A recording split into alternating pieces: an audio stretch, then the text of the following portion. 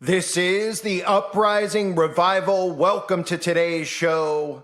We all know that they're massively indoctrinating people with occult ideologies, Satanism, everything inverted, all of God's teachings inverted. Well, one of the other things, obviously, that they're doing is constantly showing people and normalizing, and the key word being desensitizing people to satanic rituals.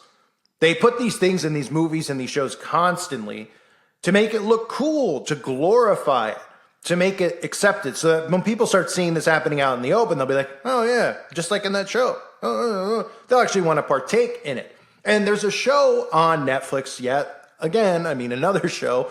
Almost like every day I can cover these things, right? I just covered the Little Demon, right, with the show about the Antichrist, all these music videos every day that come out talking about God and the devil, worshiping the devil. Now you have this show, which has been on here for a little bit of time, and I want to show you the ritual in there because it's unbelievable. It's called The Devil in Ohio. The Devil in Ohio. I guess, if you've driven through Ohio, it might be a place the devil might hang out because it's not very nice. No, I'm kidding if you're from Ohio. I'm just kidding. They don't call it the mistake by the... What do they call the mistake by the lake? No, I'm just kidding. If you're from Ohio, I'm just kidding. I have driven through Ohio, but never stopped anywhere particular. Just a quick stop by. And, most states you could say that. The most beautiful states are obviously out west. But anyway, let me get into this. So The Devil in Ohio. The plot is when a psychiatrist shelters a mysterious cult escapee. Her world is turned upside down as the girl's arrival threatens to tear her own family apart. Now, the girl, I'm about to show you the entire scene here. I clipped it together for you because it's important to see. This is stuff that's actually occurring in the world. And people would hear this video who are new to all this, and they'd be like, this guy's out of his mind. This guy's nuts. They think they're really doing this stuff? Oh, yeah, they really are. And they're constantly showing you this stuff over and over because this is definitely not the first time anyone's seen these losers in cloaks, wearing their aardvark masks over their faces, always hiding their faces in shame because they should be in shame because they're two-faced and worshiping the devil. Because people don't believe it. They're like, well, there's satanic temples and there's all these things, but they don't openly, they don't really worship the devil. Don't mind the Baphomet and the pentagrams and all the other crap. They don't really do it. Oh no, they really do it. But the reason that they won't admit it is because there'd be an uprising against them, like has happened over and over and over and over and over again throughout the history of time.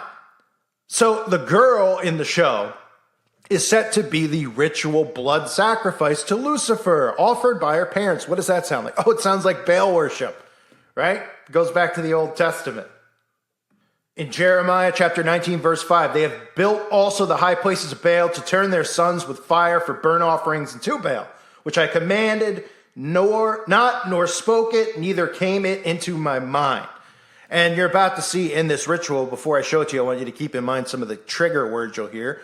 Morning star, right? Lucifer, the morning star. They talk about Lucifer being the light bearer. This is also taught in Freemasonry.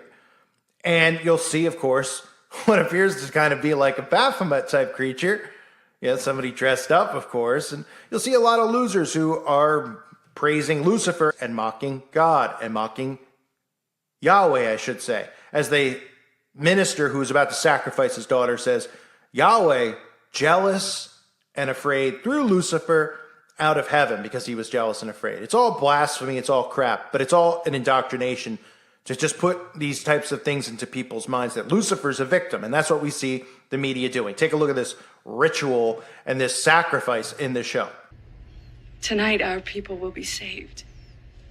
If you are truly willing this time. There is no greater love you can show your family than by making yourself a willing sacrifice.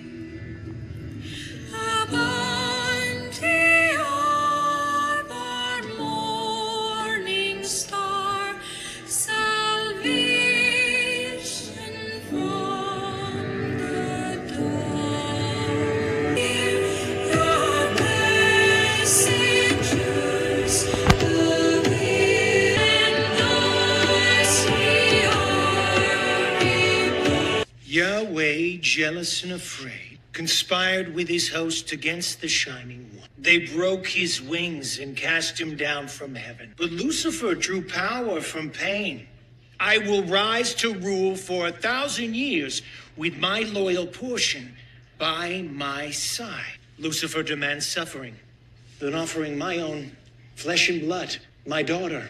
We are following the moon for the morning star. So we spilled our blood and the devil came. By Lucifer's own winged messenger, you are chosen to be a willing sacrifice. And now we give our sacred offering.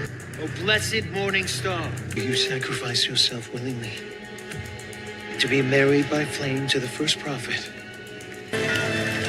We have to go, May. May, we have to go.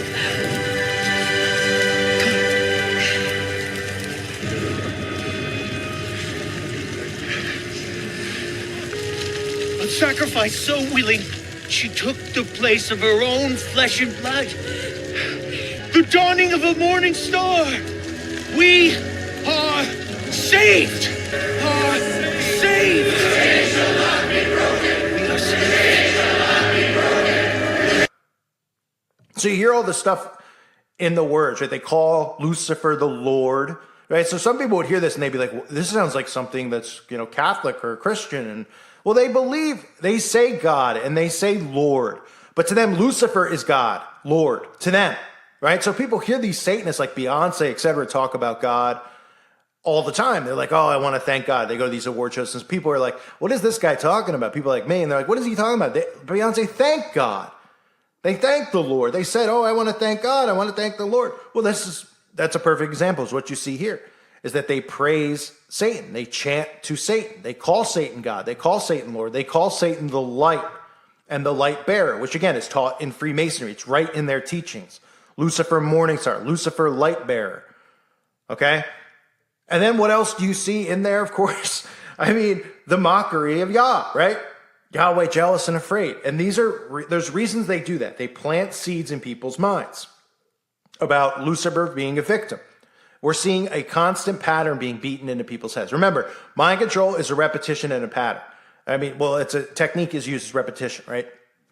And you constantly see repetition being used. We've had it used on us our entire lives. That's why you go to school so many years to learn the same thing over and over. They're like, well, you go to 7th to 8th grade, you're going to learn a little more history.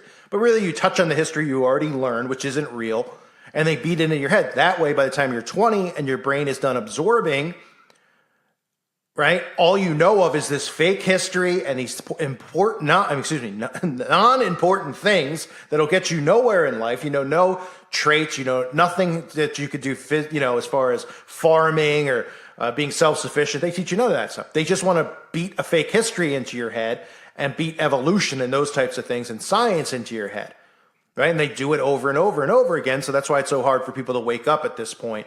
It's a very difficult process because they've had this beaten into their heads. All they know, right? So when you see stuff like this, there's a pattern going on with Lucifer being the victim. We have the TV show Lucifer, right, where Lucifer's the good guy. We have Jesus being mocked all the time, Christians being mocked in mainstream television, on the news, right? They only show Christians when they're protesting pride or something like that. This is all deliberately done. They're beating it into people's heads that Lucifer's really the good person. Lucifer's really about love and caring. And oh, don't worry about the blood ritual offering, right? And this goes back, like I said, in the Old Testament. This is what these people have continually done. They still do it. They never stop doing it.